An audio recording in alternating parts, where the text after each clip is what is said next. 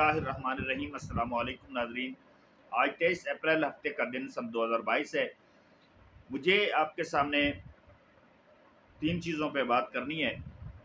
एक ये कि इस साइफ़र उस ख़त के मुतालिक जो जिस पे वज़ीर आज़म इमरान खान ने अपना मौक़िफ़ अपना जो नैरेटिव है वो बिल्ड किया कि मेरी हुकूमत को अमरीकी मदाखलत के ज़रिए अमरीकी साजिश के ज़रिए ख़त्म किया गया। उसके ऊपर मुस्लिम लीग नून के पहले तीन मौक़िफ़ क्या थे और पीपल्स पार्टी के पीडीएम पूरी के पहले तीन मौक़िफ़ क्या थे? क्या ये कहते थे? तीन नुकात इन्होंने कौन से उठाए थे और वो कैसे गलत साबित हुए? फिर कल नेशनल सिक्योरिटी काउंसिल का जो इजलास हुआ उसमें पाकिस्तान के जो उस वक्त सफ़ीर थे अमेरिका के अंदर असद मजीद साहब, उन्हें बुलाया गया। उनके सामने चार कौन से पाँच सवालात हुए और उन्होंने उनके क्या जवाबात दिए। और तीसरे नंबर पे हम डिस्कस करेंगे कि इसके बाद पीटीआई का मौक़िफ़ क्या आया है। तो नाज़रीन, सबसे पहले तो मैं आपसे वही गुजारिश कि अगर आप चाहें तो मेरा यूट्यूब चैनल सब्सक्राइब करें ताकि वो चीज़ें जो मैं आप तक पहुंचाना चाहता हूं वो पहुंचा सकूं।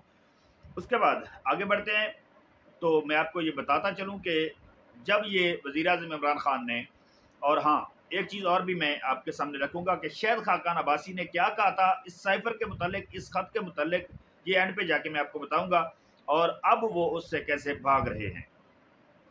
तो सबसे पहले आपके सामने जो तीन सवालात, जो तीन नुक्ते, जो तीन पॉइंट्स मुस्लिम लीग नून उस वक्त उठाती थी सवालात की सूरत में, नुकात की सूरत में, पॉइंट्स की सूरत में, मौक़िफ़ की सूरत में, वो क्या थे? वो ये थे कि कोई ख़त मौजूद ही नहीं है। मरियम साहबा ने कहा कोई ख़त मौजूद नहीं है। शहबाज शरीफ ने कहा कोई ख़त मौजूद नहीं है। ख्वाजा आसिफ ने कहा कोई ख़त मौजूद नहीं है। अयाज सादिक ने कहा कोई ख़त मौजूद नहीं है। साद रफ़ीक ने कहा कोई ख़त मौजूद नहीं है। झूठ है, पता नहीं कहाँ से एक कागज़ उठा कर ले हैं, कागज़ का टुकड़ा लहरा दिया है, कोई ख़त मौजूद नहीं है, ये कहते रहे। और बिलावल भुट्टो जरदारी ने कहा, खुद जरदारी साहब ने कहा ऐसा कोई ख़त एग्जिस्ट नहीं करता है, कोई ख़त मौजूद ही नहीं है। कहते रहे कि खान साहब ने झूठ बोला है, कोई ख़त आया ही नहीं है, कोई ख़त लिखा ही नहीं गया। और फिर उसके बाद दूसरी बात, दूसरा सवाल, दूसरा नुक्ता, दूसरा पॉइंट वो ये था कि ख़त में तब्दीली की गई है। मरियम साहबा ने कहा इसकी तहकीकात होनी चाहिए।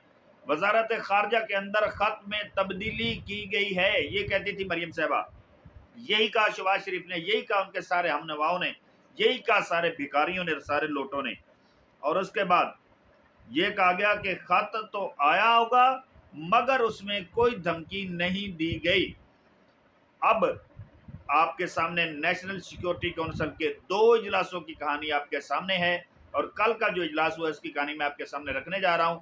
आपने बहुत सारे टिकर्स और मीडिया पे देखा भी होगा कि उन जो नेशनल सिक्योरिटी काउंसिल के जो इजलास हुए हैं इनके अंदर इन तीनों सवालात के जवाबात मुस्लिम लीग नून के सवालात और नुकात के खिलाफ आए। ये तस्लीम किया गया, ख़त लिखा गया है, ये तस्लीम किया गया, ख़त में कोई तब्दीली नहीं हुई। ये कल जो अब वज़ीर ख़ारजा हिना रब्बानी खर साहिबा, उन्होंने भी कहा कि इस पर डिमार्च दिया गया और डिमार्च दिया जाना चाहिए था क्योंकि ये पाकिस्तान के इंटरनल मामलात के अंदर मुदाखलत थी। तो ये इस बात की गवाही है कि ख़त के अंदर कोई तब्दीली नहीं थी। अगर तब्दीली कर ली गई थी तो फिर डिमार्च की तो ज़रूरत ही कोई नहीं थी ना। और उसके अंदर अगर तब्दीली थी तो फिर डिमार्च की क्या ज़रूरत थी? फिर अमरीकी नाज़िमुल उमूर को बुलाने की क्या ज़रूरत थी? ये तस्लीम कर लिया गया कि ख़त के अंदर कोई तब्दीली नहीं की गई। और फिर ये था कि ख़त में धमकी नहीं दी गई। तो ये भी तस्लीम कर लिया गया सलामती कौंसिल की दोनों मीटिंग्स के अंदर इस बात को तस्लीम किया गया कि ख़त में धमकी दी गई थी और उस धमकी के ऊपर, वरना पाकिस्तान जैसे छोटे मुल्क का एक सुपर पावर के नाज़िमुल उमूर को बुला के उसे डिमार्च देना, उसे ये कहना कि तुमने हमारे अंदरूनी मामलात के अंदर मुदाखलत की है, ये कैसे आप मान सकते हैं? ये कैसे हो सकता है? ये उसी वक्त होता है जब धमकी दी गई थी तो उन्हें कहा गया कि ये तुम्हारी ज़ुबान जो है ये गैर सफारती है, हमारे साथ तमीज़ से बात करो, तुम्हारी ज़ुबान गैर सफारती है। और गैर सफारती ज़ुबान को तस्लीम किया गया तो गोया के धमकी को तस्लीम किया गया कि हाँ, धमकी दी गई थी। अब आते हैं, आगे बढ़ते हैं। कल का जो इजलास हुआ उसमें असद मजीद साहब से जो सवालात हुए मैं आपके सामने रख देता हूँ। शहबाज शरीफ साहब ये एक्सेप्ट कर रहे थे کہ اسد مجید جو ہے وہ دباؤ میں آ جائیں گے، وہ پریشر میں آ جائیں گے۔ ظاہر ہے بڑا پریشر تھا ان کے اوپر، جب ایک ملک کا بڑا ادارہ، سیکیورٹی کا ذمہ دار ادارہ یہ موقف لے چکا تھا کہ سازش نہیں کی گئی، مداخلت کی گئی ہے، اس کے بعد اسد مجید کا اپنے بیان پہ کھڑا رہنا بہت بڑا موقف ہے، بہت بڑی خبر ہے یہ۔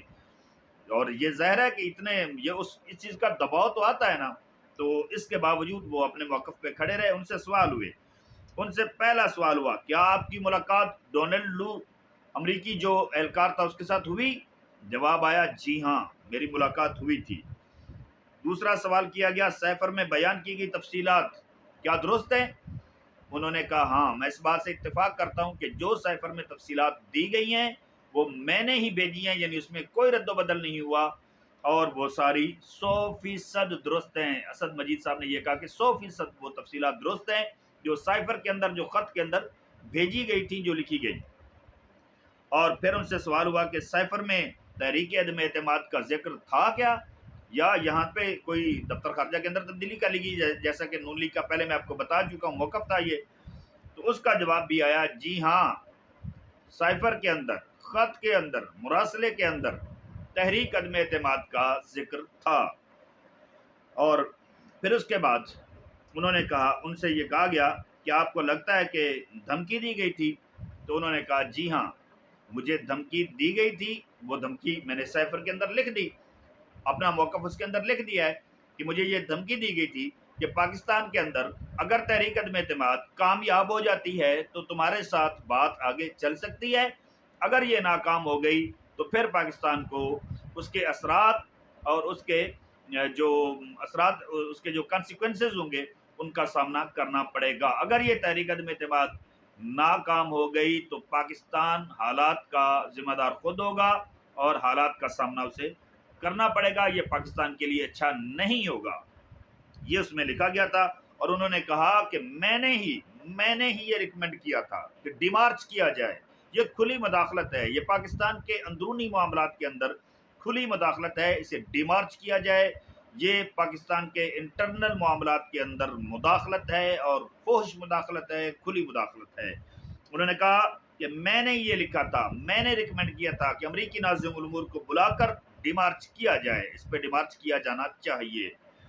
اور اس کے بعد ایک سوال ان سے اور ہوا، غالباً یہ 5واں سوال تھا، ان سے کہا گیا کہ کیا یہ ایک امریکی سازش تھی پاکستان کے اندر حکومت گرانے کے لیے؟ تو انہوں نے کہا حضور یہ میرا کام نہیں ہے، میں سفیر ہوں، سفیر کا کام ہے جو کچھ وہاں ہوا وہ میں نے لکھ کر بھیج دیا، میرا تفتیشی اہلکار نہیں ہوں، میں کسی معاملے کے تفتیش کرنے کے لیے نہیں بیٹھا، جو کچھ میرے ساتھ ہوا، جو مجھے کہا گیا، جو زبان استعمال کی گئی، جو منٹس وہاں لیے گئے میٹنگ کے، وہ میں نے لکھ کر بھیج دیے، یہی میرا کام تھا، یہ بہت مشکل کام تھا لیکن میں نے کیا۔ اس سب کے باوجود کہ مجھے پتا تھا اس کے کانسیکوینسز مجھے بھی ان کا سامنا کرنا پڑ سکتا ہے، میں امریکہ کے اندر بیٹھا تھا لیکن میں نے وہ کیا، یہ میرے ملک کا مسئلہ تھا، میرے ملک کی عزت کا مسئلہ تھا، میں نے وہ کیا، جو میری ذمہ داری تھی وہ میں نے نبھائی، اور میں نے وہ سائفر لکھ کر بھیجا، اس میں اپنی ریکمنڈیشنز بھی بھیجی۔ تو جب یہ کہا جائے مجھ سے کہ کیا یہ سازش تھی، تو یہ پاکستان کے تفتیشی اداروں کا کام ہے، یہ کسی انکوائری کمیشن کا کام ہے، یہ کسی جوڈیشل کمیشن کا کام تو ہو سکتا ہے، یہ سفیر کا کام نہیں ہے، میرا یہ کام نہیں تھا کہ میں اس کی تحقیقات کرتا، میں تفتیش کرتا، تو یہ سوال میرے متعلقہ نہیں ہے۔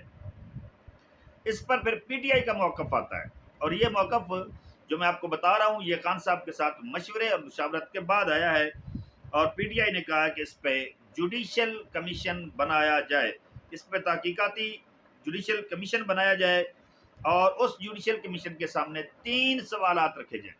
سمپل سی بات ہے، سادہ سی بات ہے، آدھے گھنٹے کے اندر، 1 گھنٹے کے اندر سارے سوالات کے جوابات مل سکتے ہیں، اور اگر ان سوالات کے جوابات نفی میں آئیں، ہمارے موقف کے خلاف آئیں، ہم یہ سارے جلسے، یہ جلوس، یہ ریلیاں، یہ قوم کو کھڑا کرنا، بیدار کرنا، سب کچھ چھوڑ چھاڑ کے گھر بیٹھ جائیں گے، ان 3 سوالات کے جوابات تلاش کر لیے جائیں۔ اور یہ بہت بڑی بات کی ہے پی ٹی آئی نے۔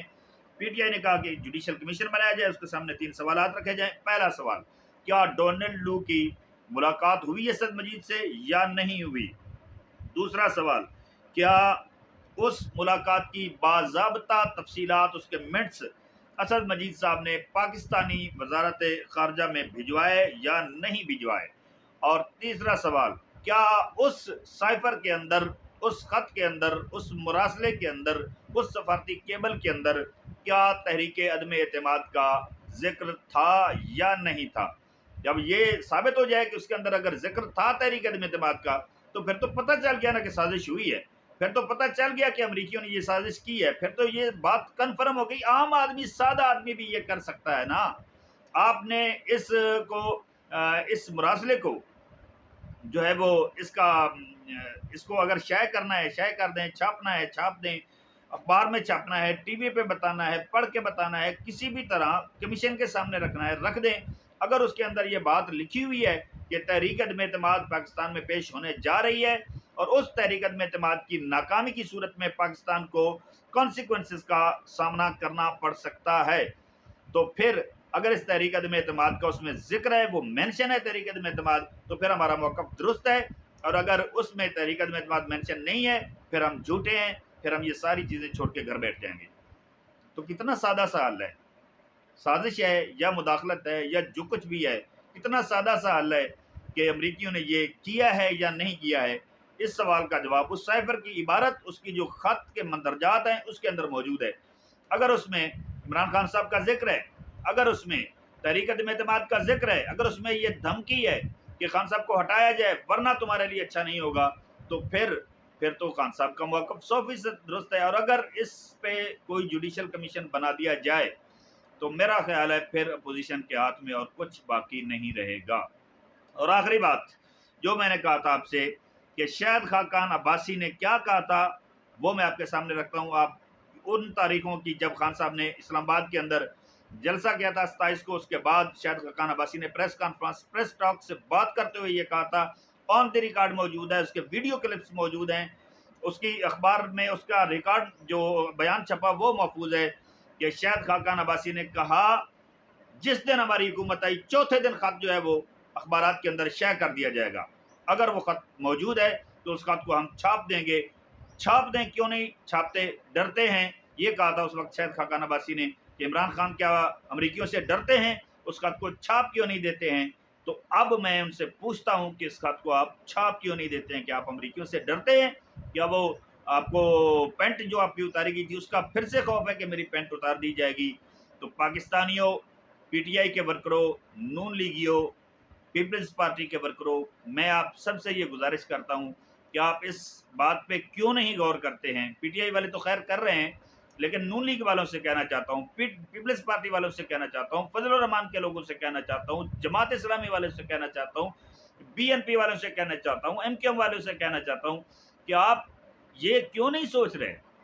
ایک عام آدمی، ایک کامن سینس والا، ایک عام بندہ بھی یہ بات ضرور سوچتا ہے کہ اس بندے نے یہ کہا تھا کہ جب ہماری حکومت آئی ہم وہ خط شائع کر دیں گے، اور اگر اس خط کے اندر دھمکی نہیں ہے، اگر اس خط میں تحریک عدم اعتماد کا ذکر نہیں ہے، تو یہ چھاپ دیں نا۔ اس وقت خان صاحب کو تو کہہ رہے تھے کہ چھاپ دو، اب یہ چھاپ کے دکھائیں نا تو لگ پتہ جائے، اور پھر عوام کے جوتے ہوں گے اور ان کے بوتھے ہوں گے۔